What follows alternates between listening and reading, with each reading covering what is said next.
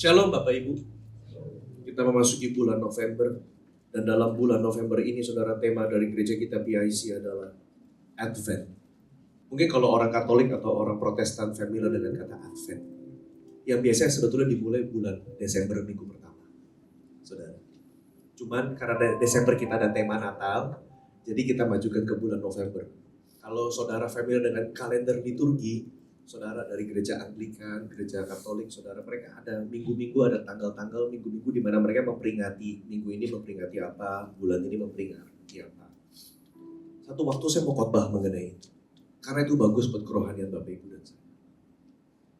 Hari ini saya mau bicara mengenai, jadi bulan ini Bapak Ibu gereja kita, GBI Burinda, PIC, saudara, itu 4 aspek ya, Adventnya. Peace, hope, joy, and love.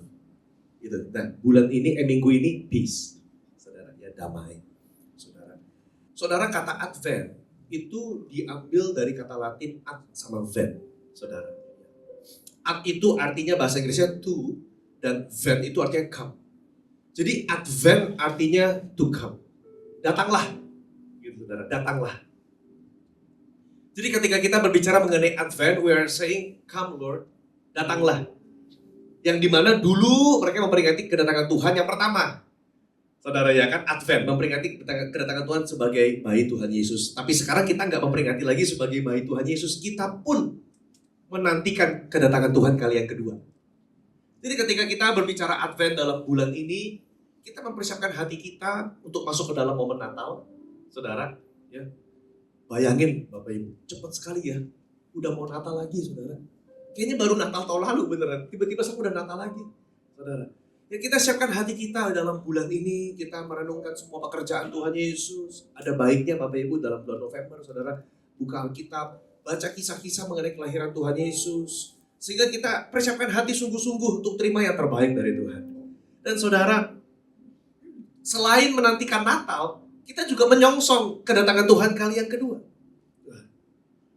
Nah saudara, karakter Tuhan Yesus itu ada banyak ya. God is love, God is light. Allah adalah sumber sukacita, saudara, sumber pengharapan. Tapi dari semua itu yang mau kita fokuskan hari adalah damai. Dalam Yesaya pasal 9 ayat ke-6, saudara, dari semua atribut dan title yang diberikan kepada anak Mesias, juru selamat yang akan lahir, Raja Damai. Seorang anak telah lahir untuk kita. Seorang putra telah diberikan untuk kita, ya kan? Ada banyak title tapi dinamakan Raja Damai, Sar Shalom, Raja Sar Shalom Damai, Sar Shalom, saudara. Saya ingin bicara mengenai Shalom ini, yang seringkali kalau kita masuk ke gereja, Asyir suka salamin Shalom. Kita hanya menganggap we take it for granted. Kita menganggap biasa kata Shalom, tapi itu maknanya dalam sekali Bapak Ibu. Itu maknanya dalam sekali. Shalom bukan hanya sebatas apa kabar, lebih daripada itu. Saudara, di dalam perjanjian lama, dalam bahasa Ibrani, Shalom memiliki beberapa arti. Baik sebagai kata kerja maupun sebagai kata benda. Yang kata benda, Shalom, it represents wholeness. It represents wholeness. Saudara, ketika Tuhan minta lewat Musa, bilang ya, untuk bangun mesbah dari batu yang belum dipahat, batu yang tidak dipahat. Saudara, suatu mesbah dari batu-batu yang tidak dipahat. Nah, kata tidak dipahat itu bahasanya shalom. Saudara, ya. Shalem, saudara, ya. It is a shalom stone, uncut stone, it's a whole stone. Batu yang utuh, nggak boleh dipahat, nggak boleh dipotong-potong. Saudara, ya. Batu utuh. Nah, utuh itu shalom. Jadi, ketika kita bicara, saudara, mengenai harta, materi, aset, benda yang utuh, belum rusak, kita berkata benda itu shalom. Saudara. Nah, bukan hanya berlaku bagi kata benda, tapi shalom juga berlaku kepada aset.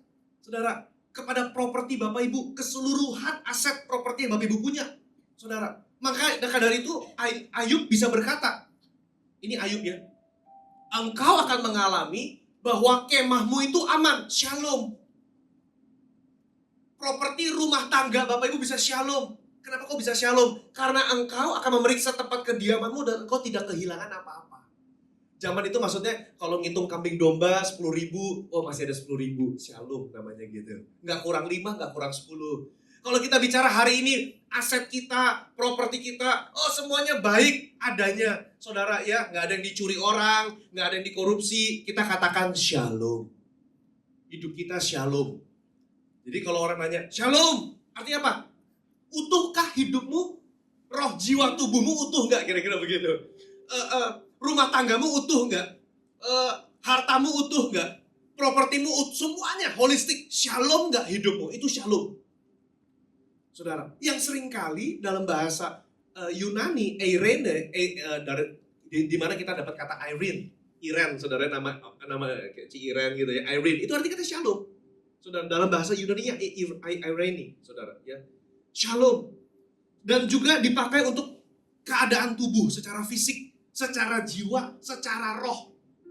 Ketika Yusuf lihat saudara-saudaranya datang, dia gak sabar pengen nanya kabar mengenai bapaknya. Saudara, Yusuf nanya, gimana kabar ayah? Apakah ayahmu yang tua itu kamu sebutkan itu selamat? Kata selamat artinya shalom. Selamatkah papa? Shalomkah dia? Kira-kira begitu. Jadi ketika kita asyar masuk ke gereja bicara shalom, saudara, itu sebuah statement yang begitu dalam, yang mengatakan keutuhan hidup, keharmonisan. Saudara, harmonis, balance. Saudara, kalau kita bicara harmonis, saudara ya, bahasa Indonesia harmonis itu maksudnya kan kita ngomong keluarga yang harmonis, maksudnya keluarga yang tidak retak, kira-kira begitu. Itu kenapa kok bisa ada konsep tidak retak? Karena dari sini, kalau batu itu udah retak, berarti udah gak shalom. Karena udah kepotong, udah kepahat, kira-kira begitu. Makanya dikatakan keluargamu retak, apa tidak retak, maksudnya shalom. Keluargamu utuh, jiwamu utuh, pribadimu utuh. Saudara, dan minggu ini kita mau berfokus kepada kata shalom. Karena orang percaya hidupnya harus shalom. Orang percaya hidupnya harus utuh, saudara. Bukan dia kuat cuman di roh, tapi jiwanya retak. Gak shalom itu namanya. Bukan hanya dia kuat secara fisik, tubuhnya fit, six pack, saudara, nge-gym, tapi jiwanya retak, itu belum shalom. Ya. Jiwa kuat, happy, easy going, tubuh kuat, tapi rohnya gak ketemu sama Tuhan Yesus, belum kenal sosok juru selamat, belum shalom namanya, saudara. Jadi shalom represents keadaan baik-baik, sehat walafiat, saudara ya. Itu kata benda. Tapi ketika kita bicara shalom dalam konteks kata kerja atau verb, saudara, itu berbicara mengenai tindakan untuk memperbaiki, merestorasi, memulihkan sebuah keadaan sehingga menjadi sebuah shalom. Menjadi sebuah keadaan yang utuh, saudara. Ya, kalau kita lihat di dalam Yesaya di dalam Amsal 16 ayat ke-7, Tuhan berkata begini, jikalau Tuhan berkenan kepada jalan seseorang, maka musuh orang itu pun didamaikannya dengan dia. Nah, kata didamaikan juga menggunakan dasar kata kerja shalom, saudara. Musuh orang itu pun diperdamaikan. Dibuat utuh hubungannya. Jadi shalom juga bisa bermakna hubungan yang utuh. Jadi ketika kita bicara shalom, kalau saudara datang ke gereja, saudara ada banyak keretakan dalam hubungan, maka belum shalom hidupmu. Saudara, kita datang ke gereja, ada banyak musuh, maka belum shalom hidup kita. Nah, sejatinya orang percaya Tuhan minta hidupnya tuh shalom seutuhnya. Artinya apa, saudara? Hidup tuh gak punya musuh. Shalom artinya hidupmu gak punya musuh. Hidupmu damai. Bahkan katanya, kalau Tuhan berkenan, musuhnya pun didamaikan dengan dia. Jadi kalau kita lagi merenungkan dalam musim 1 bulan Advent ini, menantikan Natal, Christmas. Karena kita renungkan, Tuhan, saya ini ke gereja tapi kok masih banyak musuhnya, kira-kira begitu. Kenapa ya Tuhan? Saya ini ke gereja tapi kok ada hubungan-hubungan yang retak, saudara. Itu yang kita mau fokuskan minggu ini, saudara. Dan shalom juga bicara mengenai restitusi. Saudara, kalau seseorang terkena hukuman pidana dan dia mesti bayar, saudara ganti rugi, kira-kira begitu, itu restitusi. Itu shalom juga dipakai dalam bahasa Ibrani-nya. Dikatakan kalau orang itu mencuri domba, lembu, dan ternyata masih ada dalam kepemilikan dia, si pencuri mesti mengembalikan 2 kali lipat, membayar ganti kerugian, itu shalom. Sebagai tindakan kata kerja untuk memulihkan, membayar, saudara, ya, mengembalikan menjadi utuh aset daripada orang yang dicuri. saudara. Itu aset daripada orang yang dicuri, saudara. Next. Jadi keadaan shalom itu menyatakan keutuhan dan keharmonisan hidup kita. Dan sebaliknya, seperti benteng yang retak ini, saudara. Ya. Shalom, ketiadaan shalom menyatakan ketidakutuhan atau ketidakharmonisan dalam roh, jiwa, dan tubuh. Bapak Ibu, RCC dan seluruh keluarga besar GBI Puri Indah PIC tahun depan semester 1 semester Januari sampai Juni, kita akan berfokus dalam tema menyatakan shalom dalam roh, jiwa, tubuh. Itu tema gereja kita tahun depan, saudara. Kita udah bikin tema-tema dan subtema sekaligus bahan konsel sampai bulan Juni. Kita lagi mau siapin supaya jemaat GBI Puri Indah, saudara, enggak cuma tanda kutip jago ibadah. Datang ibadah, shalom, tapi ininya gondok sama orang, punya masalah. Apakah shalom? Enggak. Saudara, ya kan jabat tangan shalom, tapi hati itu kesel, nyimpen amarah, itu belum shalom namanya, saudara. Ya, dia shalom, tapi saudara dalam pekerjaan, mohon maaf ya, dia nyuri uang perusahaan, dia nyolong, saudara. Itu belum shalom namanya, saudara. Ya, enggak bisa shalom itu. Yang ada kita menipu diri kita di hadapan Tuhan. Nah, saudara, tadi kan kalau kita nyuri lembu orang, kita bisa kembaliin ya. Ada hukumnya lah kira-kira begitu. Jadi kalau saudara nih pinjam motor orang, terus motornya saudara hancurin. Jadi kalau mau bikin shalom lagi bagaimana caranya? Ya kita perbaikin motornya. Kalau nggak bisa diperbaikin kita beliin baru. Jadilah shalom dia. Sehingga nggak menimbulkan syak dalam hati. Pertanyaannya, kalau saudara bermusuhan atau berantem sama Tuhan, cara bikin shalomnya bagaimana? Kalau sesama manusia masih bisa lah kita bikin shalom, saudara. Masih bisa kita bikin shalom. Ada usaha, saudara. Ya. Kita masih bisa ngampunin atau melepaskan pengampunan. Tapi kalau kita punya masalah sama Tuhan, kita ada dosa, ada jurang yang terpisah antara manusia dengan Tuhan. Bagaimana cara kita mendamaikan diri kita dengan Allah? Gak bisa, saudara. Mau kasih korban embe, korban lembu, mau kita korbankan diri kita pun juga gak bisa menutup jurang dosa antara manusia dengan Tuhan. Gak bisa, saudara. Nah, kalau saudara lihat gambar yang retak tadi tembok itu, saudara, hubungan kita dengan Tuhan itu juga retak oleh dosa. Hubungan kita juga retak. Akibat hubungan yang retak itulah manusia itu adalah manusia yang rapuh. Vulnerable beings. Manusia yang rapuh. Saudara, kita itu vulnerable, rapuh. Makanya tidak heran sesama manusia kita saling bersenggolan, bergesekan, berantem, marah, saudara. Ya kita nyimpen amarah, kita juga jadi hati kita jadi kesel, mendem, saudara. Karena kita manusia yang rapuh, saudara. Dan kalau kita nggak membereskan ini, kita nggak clear nih doktrin keselamatan kita nggak clear apa yang Tuhan telah kerjakan bagi kita, maka hidup kita nggak bisa mengalami damai yang sejati, saudara. Kenapa? Karena kalau kita bermusuhan sama Allah, kita berantem sama Allah, yang which is kita sudah. Karena Roma mengatakan semua manusia telah berdosa dan telah kehilangan, semua, all have sinned and all have fallen short of the glory of God. Semua manusia telah berdosa. Nggak ada yang terkecuali. Kita nggak bisa memperbaiki hubungan kita sama Allah. Nggak bisa kita, tanda kutip, nyuap Tuhan. Tuhan, nih saya bayar sedekah tiap tahun saya naikin, tapi Tuhan baik ya sama saya ya. Nggak bisa. Konsep agama Kristen nggak begitu. Tuhan, saya beribadah, saya berpuasa, saya bersedekah, saya bantu bangunin gereja. Nanti Tuhan, saya damai sama Tuhan ya. Nggak bisa. Nggak bisa. Kita bukan soal cuma timbang-timbangan yang lebih berat yang mana, yang perbuatan baik atau perbuatan jahat, saudara. Kita nggak begitu, saudara. Karena jurang dosa begitu luas, begitu masif, Bapak Ibu. Dibutuhkan, saudara, hanya Allah yang bisa menebus kita dari murka Allah.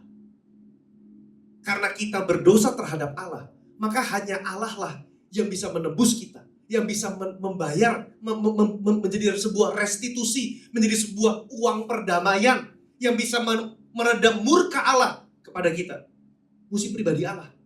Karena itu nggak ada cara lain. Maka Allah itu harus menjelma menjadi manusia. Dia turun ke bumi menjadi seorang bayi manusia. dia harus menjadi 100% manusia. Supaya ketika dia mengorbankan diri di atas kayu salib, kita nggak bisa berkata, dia kan cuma 90% manusia. Enggak, dia 100% manusia, dia 100% Allah. Supaya dia bisa menjadi jembatan antara kita dengan Tuhan. Supaya dia jadi jembatan, dia jadi jalan perdamaian, saudara. Ayatnya dalam Roma 5 ayat 25. Karena Yesus telah ditentukan Allah menjadi jalan pendamaian karena iman dalam darahnya. Karena Yesus telah ditentukan oleh Allah. Dan oleh kasih karunia, ayat sebelumnya kita telah dibenarkan dengan cuma-cuma karena penebusan dalam Kristus Yesus. Saudara, belum. Roma 5 ayat ke-10 menyatakan kita ini adalah seterunya Allah. Kalau pakai terjemahan bahasa Indonesia sehari-hari, terjemahan BIS Bapak Ibu, dikatakan pada masa kita bermusuhan dengan Allah. Ada masa di mana kita bermusuhan. Saya mau nanya Bapak Ibu, hidup punya musuh enak apa enggak? Enggak enak. Saudara enggak enak. Kita kalau punya musuh Bapak Ibu ya, entah orang itu sadar apa nggak sadar kita musuhan sama dia. Tapi hidup tuh nggak enak. Pasti makan kepikiran. Mau tidur kepikiran. Kita ngomongin ulang-ulang. Saudara, gue kesel sama dia. Dia gituin gue. Benci. Padahal mungkin orang itu juga udah lupa saudara. Bahwa kita kesel sama dia. Dianya udah lepas, kita belum lepas. Kita pikir terus, kita kesal terus saudara. Bayangkan. Makanya Bapak Ibu kalau kita menikah jangan sampai pasangan kita jadi musuh. Makanya ada istilah musuh dalam. Kenapa ada istilah musuh dalam selimut? Kok ada istilah itu? Ya itu, maksudnya orang yang paling terdekat bisa jadi musuh juga. Musuh dalam selimut, sama-sama dekat tapi musuhan gitu kira-kira. Nah Bapak Ibu, kita gak boleh begitu. Karena berarti pernikahan kita nggak shalom. Keluarga kita nggak shalom. Dan nanti saudara saya mau share. Ada dampak-dampak reperkusi negatif kalau kita nggak menjaga keutuhan keharmonisan dalam pernikahan dan keluarga. Bapak Ibu, kalau kita musuhan sama manusia aja kita udah makan nggak enak dia. Aduh kesel gitu kira-kira saudara. Ya. Saya pernah kesel sama orang. Kalau ngelihat mukanya pas papasan di mall itu denyut jantung bisa naik loh saudara. Bapak Ibu pernah ngalamin nggak? Ketemu orang yang ngeselin terus langsung deg-degan, keringet kesel gitu loh kayak, keingetan lagi gitu loh. Bayangin. Nah saya mau nanya, saudara kalau nyimpen musuhnya itu seumur hidup, apa enggak stroke? Saudara. Ini saya ngomong bisa stroke, enggak. Saudara. Ya. Apa enggak sakit, saudara? Ya. Apa enggak sakit jantung, saudara? Ya. Kalau nyimpen itu deg-degan saudara musuh terus kita hidup dalam kan saudara kalau kita musuhan itu kan saudara hormon kita imbalance ya saudara. Ya kortisol keluar terus saudara ya kan kita dalam hidup dalam konteks flight or fight saudara. Kita mau bertarung atau kita mau lepas terus tiap hari hidup dalam konteks siap bertarung siap. Lama-lama saudara stres. Sakit yang ada saudara. Makanya itu Tuhan maunya hidup kita tuh shalom roh jiwa tubuh. Itu kenapa Tuhan nanti bagi Bapak Ibu dan saya. Supaya hidup kita tuh shalom roh, jiwa, dan tubuh. Untuk itulah kita merayakan Natal. Untuk itulah kita merayakan Natal.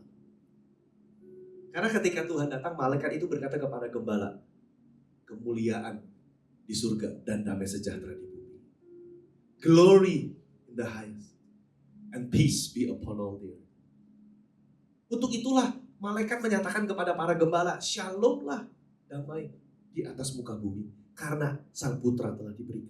Orang yang hidup damai next dengan Allah, dia pasti hidup dalam damai dengan sesama dan diri sendiri. Bagaimana realitas seorang kehidupan yang didamaikan, yang mengalami shalom, saudara?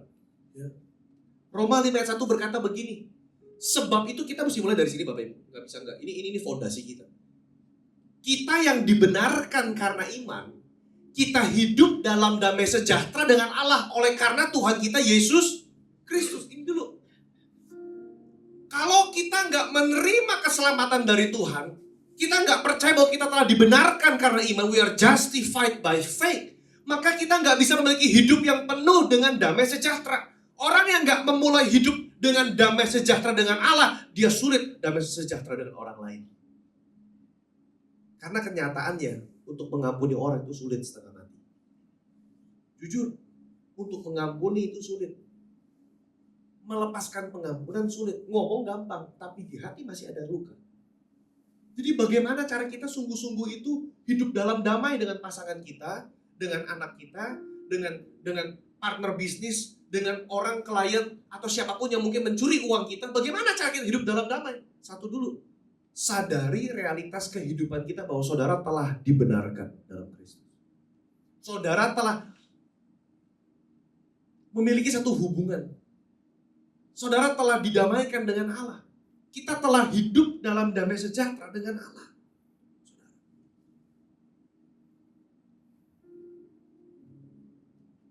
Makanya firman-Nya berkata kita mengasihi karena Allah telah terlebih dahulu.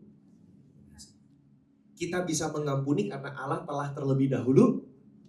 Jadi kalau kita nggak bisa menyadari bahwa kita telah didamaikan, saudara, kita akan sulit hidup dalam damai. Ingat, saudara, kalau saya ngomong damai atau shalom, bukan hanya artinya, hidup dalam zen. Kita jalan-jalan ke Bali tiap minggu. Damai, enggak. Bukan, saya nggak ngomong itu loh Bapak Ibu. Ini saya nggak ngomongin ketiadaan deadline kantor yang bikin kita stres, saudara ya, ketiadaan PR atau kita di teror, saudara ya, jadi nggak damai. Lebih daripada itu, keutuhan hidup, keharmonisan hidup antara kita dengan Tuhan, kita dengan diri sendiri, dan kita dengan sesama. Jadi saya rindu jemaat yang dikasih Tuhan di tempat ini. Kalau kita menyadari ini, saudara, maka kita belajar jadi orang yang hidup berdamai dengan orang lain. Karena pertama-tama kita menyadari kita telah didamaikan dengan Bapa. Yang kedua, kalau kita telah menyadari bahwa kita didamaikan dengan Allah, maka kita pun perlu belajar untuk hidup berdamai dengan semua orang. Wah Pak, mustahil itu. Ya, saya mau berdamai sama dia, tapi dia udah keburu di check out dulu, dipanggil Tuhan pulang. Gimana cara damainya? Saudara, saya pernah ketemu kasus istri ditinggal pulang oleh suaminya, saudara. Istrinya masih dendam, masih marah. Suaminya meninggal, dia gak bisa nangis, dia masih marah. Gimana cara beresinnya? Yang si pelaku udah dipanggil Tuhan. Atau seorang anak yang gak tahu bapaknya yang mana. Seumur hidup dia menyimpan satu amarah yang gak bisa dia jelaskan. Dia gak tahu papinya yang mana, dia gak tahu. Dia gak pernah kenal. Dia mau marah juga bingung mau marah sama siapa. Tapi ada satu perasaan yang gak bisa dia marah terus, saudara. Listen, orang yang gak bisa menerima damai, ciri-cirinya dia selalu konstan tuh marah. Pokoknya marah aja. Easily irritated, easily annoyed, saudara. Ya. Emosinya dia naik turun terus ya. Kenapa? Karena gak pernah ada sumber damai dalam hidupnya. Karena dia gak menyadari Roma 5 ayat 1 bahwa kita telah hidup dalam damai sejahtera. Makanya Paulus bilang ada kata sedapat-dapatnya. Saya senang ada kata sedapat-dapatnya. Artinya apa Bapak Ibu? Ya kalau bisa. Memang kita gak mungkin hidup damai mungkin sama semua orang, saudara ya, semua. Mungkin kita ketemu satu orang di mall, kita singgung dia udah sakit hati, kita gak pernah ketemu dia lagi. Gimana cara damai? Maka sedapat-dapatnya. Setidaknya dalam pernikahan, keluarga besar, komsel, anggota jemaat. Kalau bisa di sini kita hidup damai. Amin Bapak Ibu. Damai. Saudara, karena damai itu menular. Yang bikin orang kerasan, dikatakan ya, rumah itu ada hawa. Yang bikin rumah itu hawanya enak, itu karena ada damai di situ. Tapi kalau diisi rumahnya berantem terus, orang bisa ngerasa. Saudara, nanti saya mau jelasin kenapa bisa rumah ada hawa. Karena damai itu menular. Dan Tuhan Yesus berkata, blessed are those who are the peacemakers. Diberkatilah mereka yang membawa damai. Sebab mereka akan disebut sebagai anak-anak Allah. Jadi ciri daripada seorang anak Allah, yang dimana kita adalah anak Allah sekarang, kita hidup membawa damai. Mari Bapak Ibu, dalam musim Advent bulan ini, sebelum masuk Natal, kita renungkan, Tuhan, saya masih belum damai sama siapa. Saya masih belum damai sama siapa. Ini kok masih ada yang ngeganjel, kan orang Indonesia suka ngomongin, masih ada yang ngeganjel nih Tuhan. Nah saudara, itu tuh yang ngeganjel jangan dibiarin. Dibiarin lama-lama jadi sakit kita, saudara. Dilepasin. Saya masih marah nih sama papi saya. Saudara kalau masih bisa ngomong. Perkara nanti papamu terima apa enggak, urusan dia. Tapi saudara mesti beresin. Nanti tak mau jelasin kenapa. Saudara mungkin anakmu udah benci banget sama kamu. Udah gak mau tinggal serumah, gak mau makan, gak mau ketemuan. Beresin.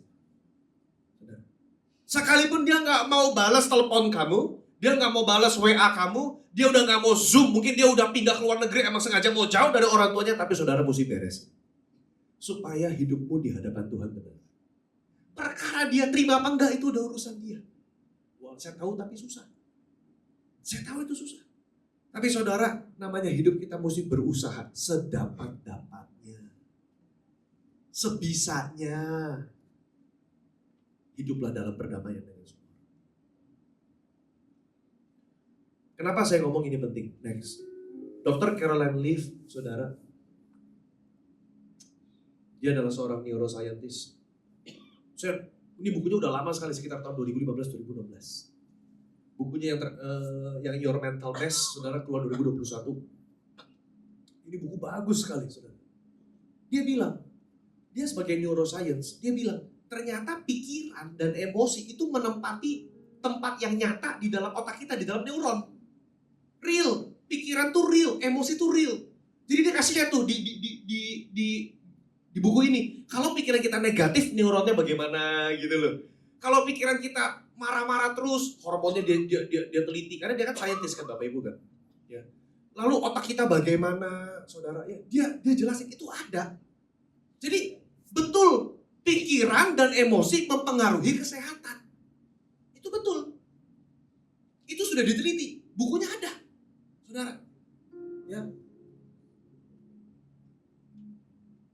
Dan saudara tahu gak dia bilang, semakin kamu banyak musuh dalam hidup, kamu makin kumpulin racun dalam tubuh.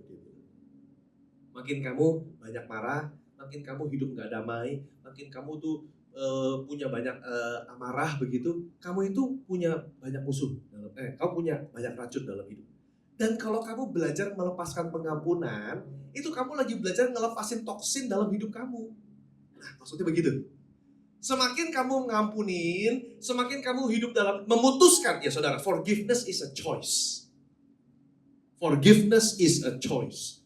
Bangun pagi ini, saya mau ngampunin. Nah, keputusan. Bukan cuma ngerasa-ngerasa, ini keputusan, saya mau ngampunin. Apapun yang dia lakukan sama saya memilih untuk mengampuni. Kenapa? Karena kalau enggak kita nyimpen racun.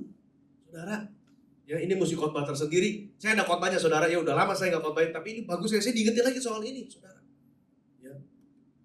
Nah, Bapak Ibu, siapa yang suka fisika? Boleh angkat tangan.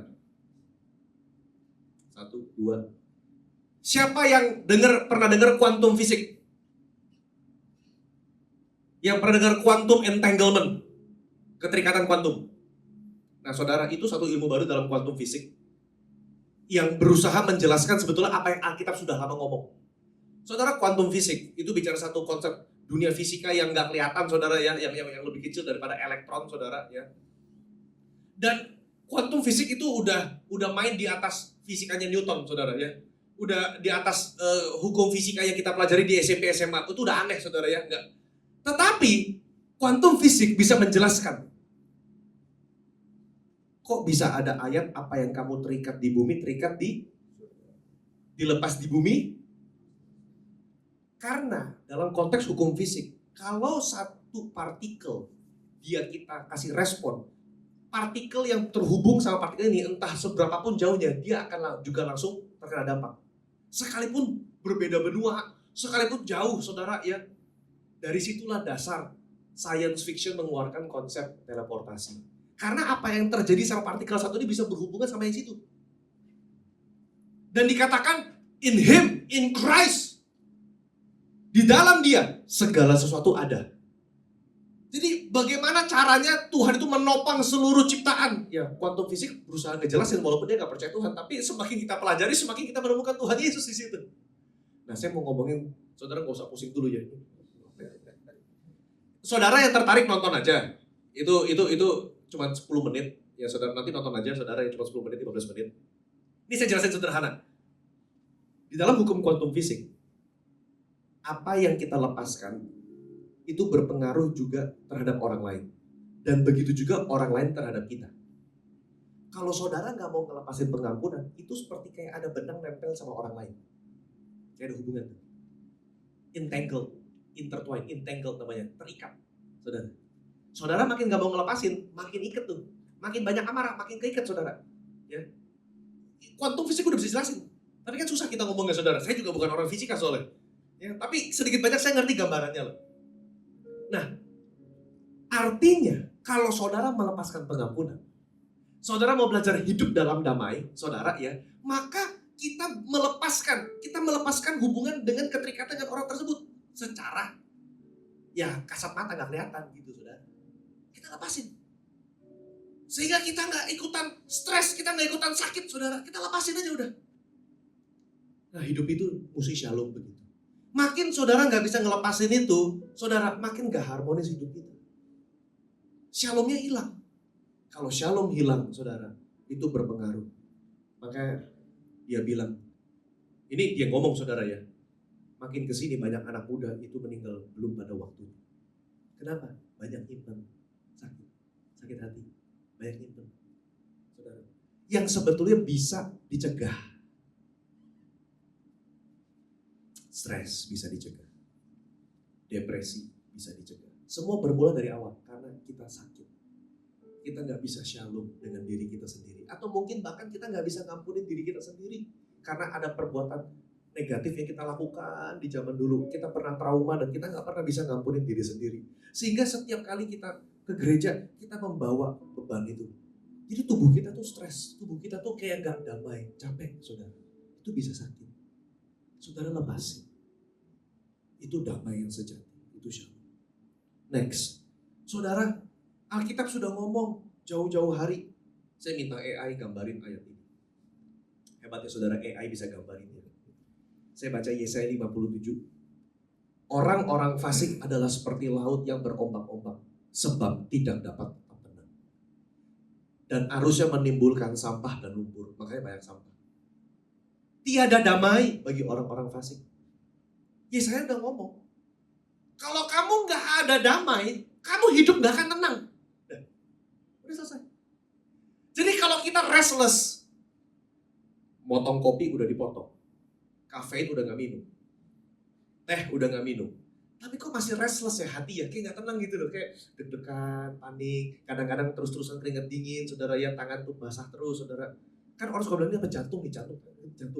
Ya sebetulnya kalau ditarik-tarik sebetulnya kenapa sih ke jantung saudara? Karena hati kita ini gak tenang, karena gak damai.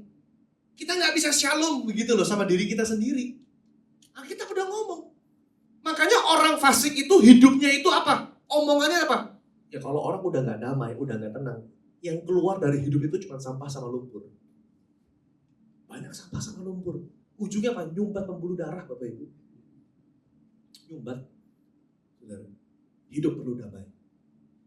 Dalam minggu pertama Advent, mari kita hidup dengan damai. Hidup dengan damai. Kita belajar ngelepasin pengampunan.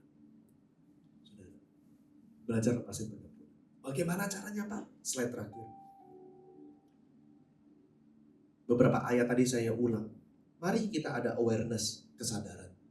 Sadari area mana hidup kita yang masih belum harmonis. Sama istri udah harmonis, puji Tuhan. Sama anak udah, puji Tuhan. Sama gereja juga gak ada masalah, saya enak. Sama teman-teman kantor oke. Tapi kok saya deg-degan ya keringat dingin. Oh mertua deg-degan. Nah itu mesti diberesin itu saudara. Ya. Apa? pokoknya apa saudara mesti ngaku di hadapan Tuhan. Sadari dulu, kenapa ya kok saya kayak gak tenang gitu hidupnya. Itu mesti diberesin. Yang kedua, mari kita renungkan firman Tuhan.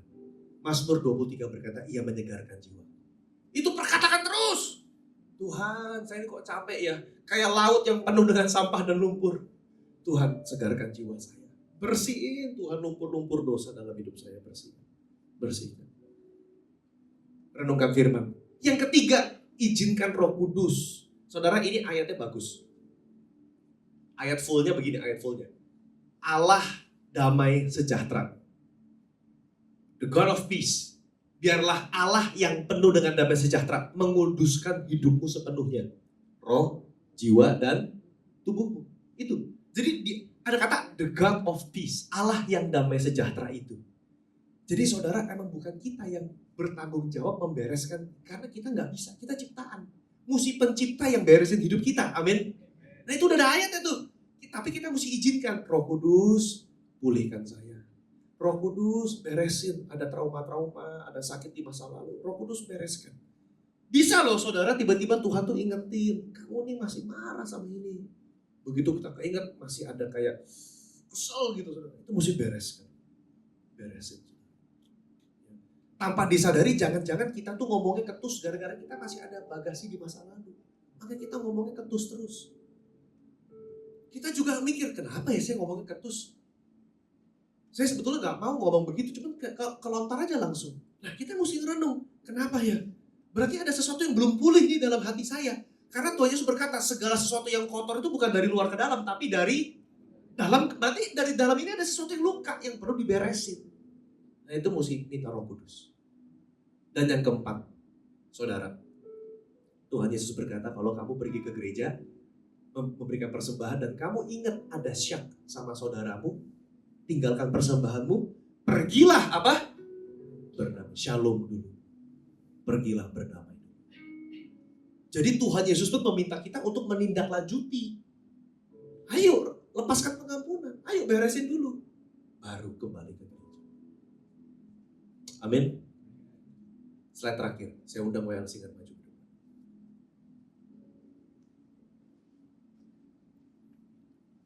Bapak Ibu, ada seorang bernama Horatio Spafford. Saudara. Dalam satu waktu, saudara, dia kehilangan seluruh harta bendanya. Dia orang kaya, saudara. Dia real estate, saudara, ya, agen real estate, saudara. Dia terkenal karena asetnya hancur dalam namanya The Chicago Fire. Chicago Fire, saudara. Ya, kebakaran lah intinya, dia habis, semua asetnya habis. Dia stres, saudara. Oke, dia asetnya kebakar. Lalu dia uangnya habis. Dengan sisa uang yang dia miliki, dia kirim istri dan keempat anaknya itu untuk liburan. Dia bilang nanti setelah selesai beres masalah ini saya akan ngejar kamu liburan. Lalu saudara, di tengah-tengah kapal zaman itu, istri dan keempat anak perempuannya kapalnya karam di lautan. Saudara, zaman dulu gak ada Instagram, gak ada WA, gak bisa telepon. Wah, dia ketika terima kabar kapalnya karam, dia stres. Karena gak bisa dengar, ini kabar istri sama anak-anakku bagaimana? Beberapa minggu setelah itu, saudara, istrinya kirim telegram. Kalau nggak salah dari UK, kalau nggak salah. Aku selamat, I'm safe alone. What should I do? Itu isi telegramnya. Aku selamat sendirian, aku mesti ngapain? Wah, dia cepet-cepet saudara sama kapal lain, dia langsung mau ngejar istrinya kan. Di tengah perjalanan, kapten kapal bilang, Horatio, ini tempat di mana kapal itu karam dan anakmu ada di bawah lautan sini. Di momen itu, Horatio Spafford bikin himne ini.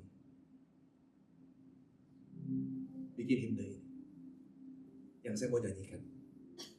Bagaimana caranya aset semua terbakar, 4 anaknya meninggal, tapi dia bisa bilang, it is well with my soul. It is well. Kok bisa ya? Orang yang asetnya kayak Ayub gitu loh, kok bisa masih membuat lagu himne yang luar biasa agung. Damai dalam jiwaku. shalom dalam jiwa. When peace like a rain attended my way, when sorrows like sea billows roll, whatever my lot, thou hast taught me to say, it is well, it is well with my soul. Dari awal kita nyanyikan. When peace like a river attended my way, when sorrows like sea billows roll, whatever my lot, thou hast taught me to say, it is well, it is well with my soul, it is well, it is well with my soul, it is well, it is well with my soul, it is well, it is well with my soul, it is well, it is well with my soul, it is well, it is well.